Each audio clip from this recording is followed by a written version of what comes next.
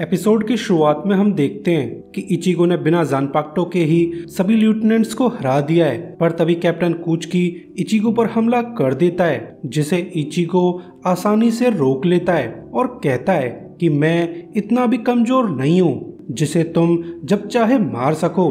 मैंने तुम्हें हराने के लिए बहुत ट्रेनिंग की है। तो कुचकी सीरियस होकर इचिगो से पूछता है कि तुम बार बार रुकिया को बचाने की कोशिश क्यों कर रहे हो? वो तो एक क्रिमिनल है, तुम उसके लिए अपनी जान खतरे में क्यों डाल रहे हो? तो इचिगो भी कुचकी से पूछता है, तुम तो रुकिया के भाई हो ना, तुम्हें तो रुकिया को बचाना चाहिए, ना कि उसे मारना। मगर तुम हो कि अपनी सिस्टर को ही मारना चाहते हो। तो इचिगो के सवाल का कुचकी कोई भी जवाब नहीं देता, बल्कि वो तो अपना स्पिरिट प्रेशर रिलीज करने लगता है। तो इचिगो भी अपना टेरिफाइंग स्पिरिट प्रेशर रिलीज करने लगता है, जिससे वो कुचकी को काफी दूर पुश कर देता है। तो कुचकी इचिगो से बोलता है कि अब मेरे पास एक ही ऑप्शन बचा है, अब मैं तुम्हें जान से मारकर रुकिया को रिकैप्चर करने वाला हूँ, जिसके बाद मैं पर्सनली रुकिया को एग्जीक्यूट कर दूंगा, उसे अपने क्राइम्स की सजा मिलकर रहेगी।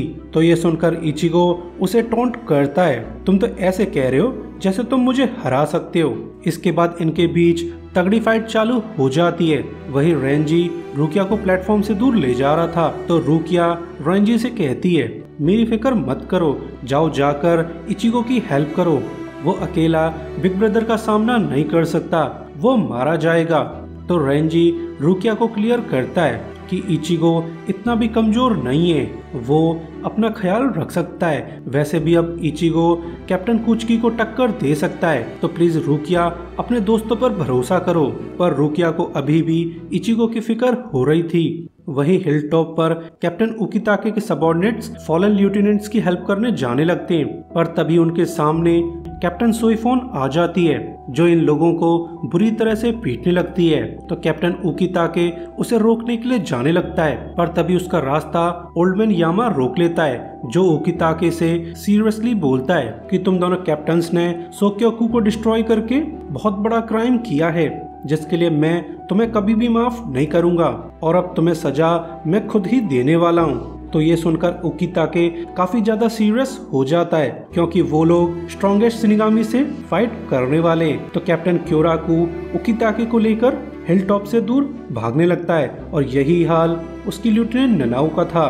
पर उकिताके को अपने सबऑर्डिनेट्स की फिक्र हो रही थी, तो क्योराकू उसे तसल्ली देते हुए बोलता है कि टेंशन मत लो, सोईफोन को हैंडल करने के लिए हमारा एक पुराना दोस्त आने वाला है। फिलहाल के लिए तुम बैटल के लिए रेडी हो जाओ, क्योंकि आज ओल्डमैन यामा कुछ ज्यादा ही गुस्सा है, जो अब हम दोनों की बहुत बुरी बैंड बजाने वाला है। वही हिल टॉप पर सोईफोन उकिताके की सबऑर्डिनेट क्योने को बुरी तरह से टॉर्चर कर रही थी, यहाँ तक कि वो क्योने की चेस्ट को भी क्रश कर देती है, जिससे बेचारी क्योने को बहुत ज्यादा पेन होता है। पर तभी यहाँ पर योरोइची आ जाती है, जो फोर्सफुली सोईफोन को हिल से दूर ले जाती है। तो उसका फेस देखकर सोईफोन काफी ज्यादा गुस्सा है।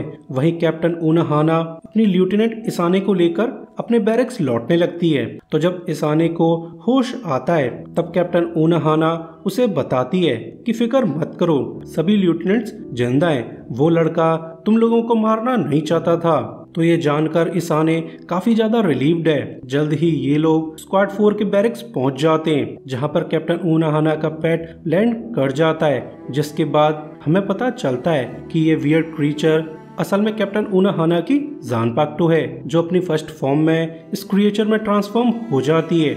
इसके बाद उनाहाना कुछ सवालों के जवाब ढूंढने चली जाती है, क्योंकि अब उसे एहसास हो चुका है कि सोल सोसाइटी में कोई बहुत बड़ी कॉन्स्पिरेसी चल रही है। जिसके बाद हमें उकिताके और क्योराकू दिखाए जाते हैं, जो कि हिल टॉप से काफी दूर आ चुके थे, पर ओल्डमैन यामा यहाँ पर पहले से मौजूद था, यानी उसकी स्पीड इन सुपर कैप्टन से भी तेज है। खास बात, ओल्डमैन यामा इतना टेरिफाइंग स्पिरिट प्रेशर रिलीज कर रहा था कि उसे देखकर ननाओ होपलेस फील करने लगती है, क्योंकि उसे अच्छे से मालूम है कि तीनों दुनियाओं में ऐसा कोई भी जीव नहीं है जो ओल्डमैन यामा को टक्कर दे सके।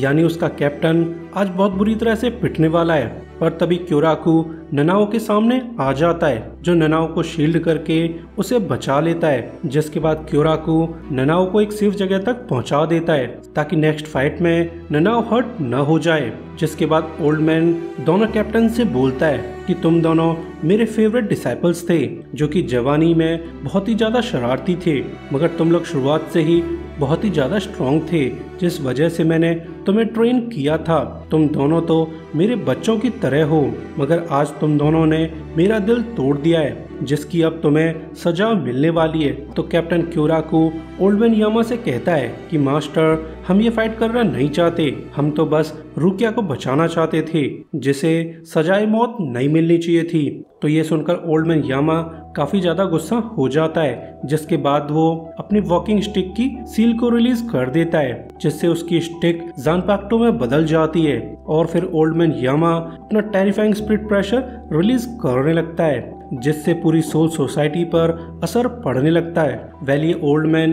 कुछ ज्यादा ही टेरिफाइंग है, जो 2000 साल का होने के बावजूद बिल्कुल शेप में है। जल्द ही ओल्ड मैन फाइट के लिए रेडी हो जाता है। तो ओल्ड मैन को इतना सीरियस देखकर दोनों ही कैप्टन फाइट के लिए रेडी हो जाते हैं। इसी के साथ ये एपिसोड एंड हो जाता है। सो अभी के लिए goodbye, thanks for watching.